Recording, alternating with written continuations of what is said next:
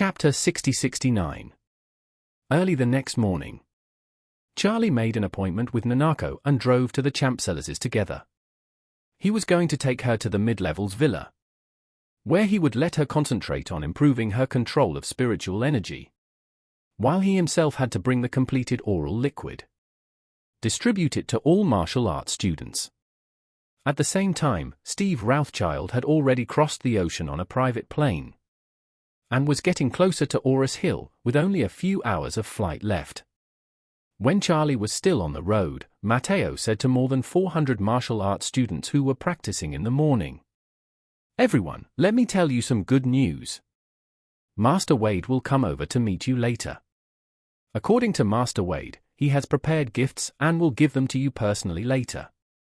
After hearing this, all the martial arts students were extremely excited.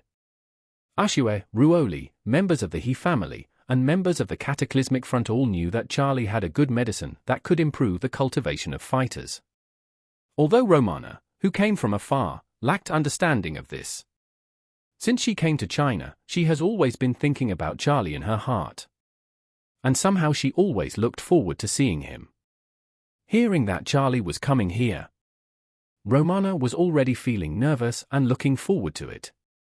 After Charlie sent Nanako to the mid-levels villa, he brought the oral liquid to the Champsellarses. Orville and Isaac were already waiting outside the door. They also prepared a trolley in advance according to Charlie's orders. Seeing Isaac, Charlie smiled and asked him, "When did old Chen arrive?" Isaac replied, "Back to the young master. This subordinate rushed back this morning." Charlie nodded lightly and said, "It just so happens that today there is a dinner party at noon. When I finish my work here, you and Orville will join me." Orville already knew that the second-in-command of the Routhchild family would be entertained at Classic Mansion at noon today. But Isaac was not aware of it yet.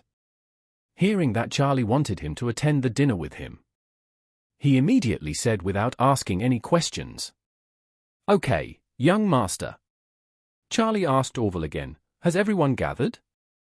Orville said hurriedly, "Everyone is there, master. They are waiting for you at the martial arts hall." "Okay." Charlie nodded and said, "Hurry up and get there." Orville quickly took the initiative to push the cart filled with oral liquid, and together with Isaac, followed Charlie to the martial arts hall.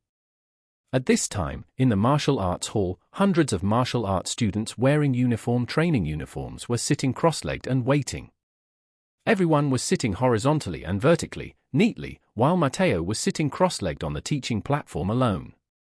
The moment Isaac pushed the door open, everyone looked sideways and saw Charlie walking in.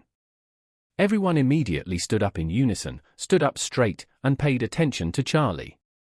Among them, the way Romana looked at Charlie was full of surprise and excitement that could not be concealed.